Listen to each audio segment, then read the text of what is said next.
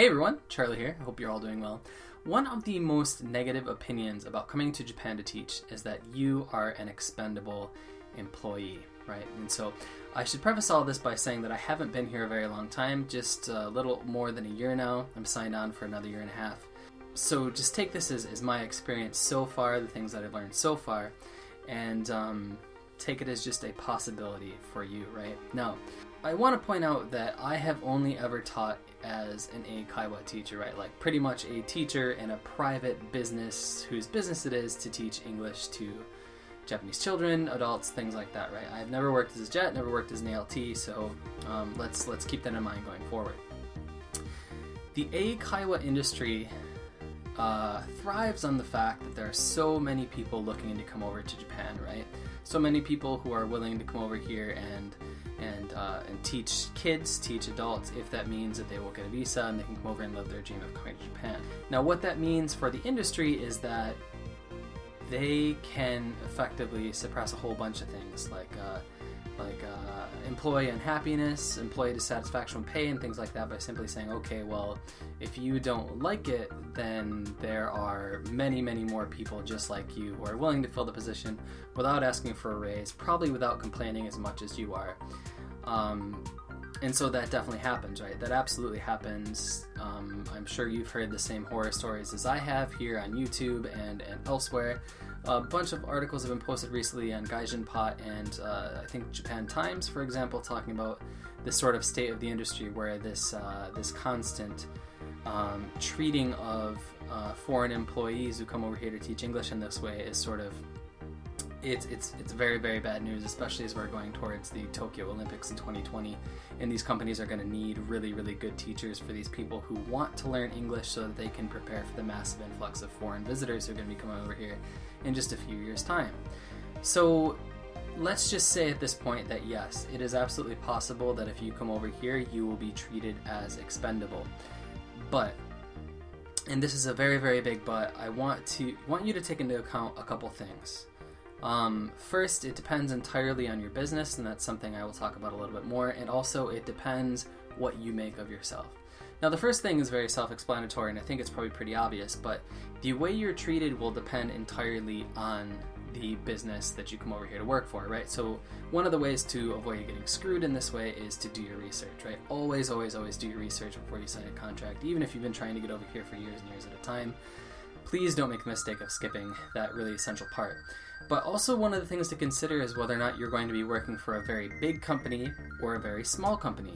Now in my case, I sort of work in sort of a hybrid situation, and again, I'm not going to mention my company name, but basically I work for a company that has 100 or 200 something schools all across Japan, but I work for a private franchise version of that. So I work under the umbrella of a very big company, but I effectively am employed and work on the day-to-day with a very small company. Now what that means for me is that effectively I only ever deal with the people at my school, right? This very small business that has a school. And so what that means is I'm the most important cog in their business's clockwork, right? Without me, they don't have a native teacher, and the most important part of their business model disappears, right, effectively. So in that way, I am not expendable. However, looking back on it now, I will say that the way I was treated when I first started teaching versus the way I was treated now is radically different.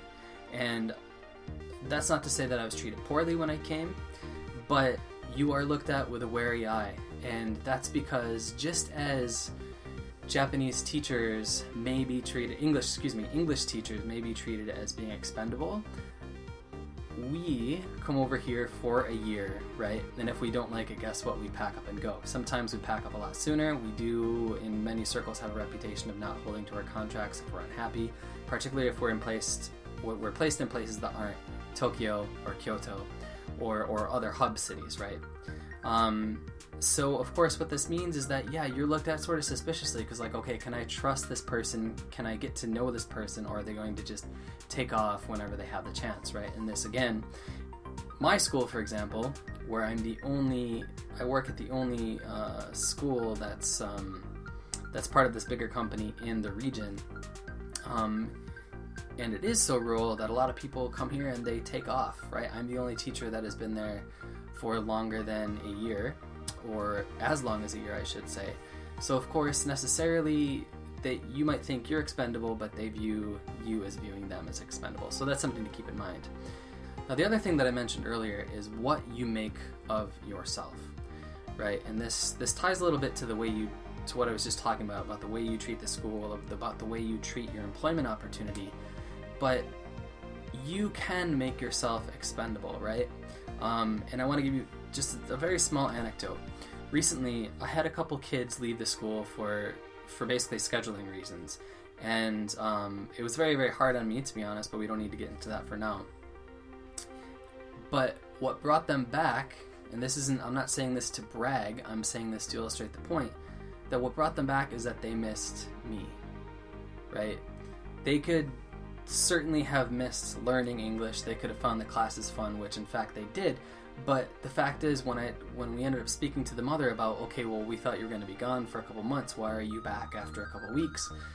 It's because the kids were saying, we miss Charlie, we miss playing with Charlie, we miss learning English with Charlie, right? So even if you are viewed as this expendable commodity, you need to take control of that and do everything you can to make yourself the most valuable commodity on the market, right? Be sure to put a lot of time into your classwork, into your class preparation. Treat your kids like they're more than just customers. Treat the school like it's more than just your chance for a visa.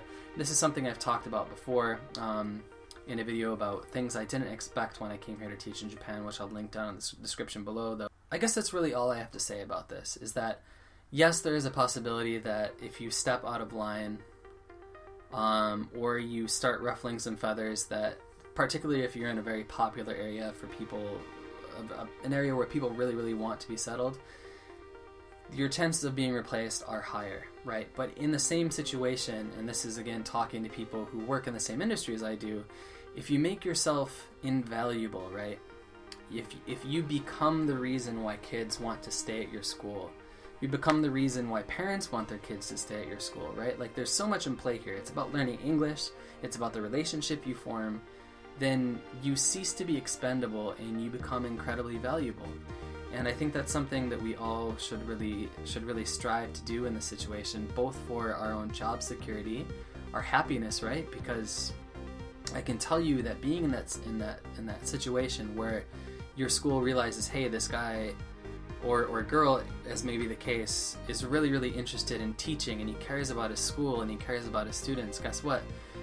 You may not have to worry about asking for that raise that you desperately need. You may not have to ask about or try and wring blood out of the stone when it comes to getting a day off, because you have earned it, right? So I guess that's really all I have to say about this, guys. If you have been over here teaching for a while, I would love to know whether or not you feel as though you are as expendable as some of the more negative commentators on this issue have made it out that you possibly could be. And if you are thinking about coming over to Japan, if you haven't had that experience yet, I'd like to know if this is something that you worry about, if you worry about your expendability, if you worry about how easy it could be for you to be replaced after you've made all these huge life sacrifices to get over here. So on that note, guys, thanks always for watching. Always appreciate the support. If you did in fact like this video, please share it, give it the old thumbs up, and subscribe to the channel if you haven't already. And I'll see you very soon indeed. Cheers.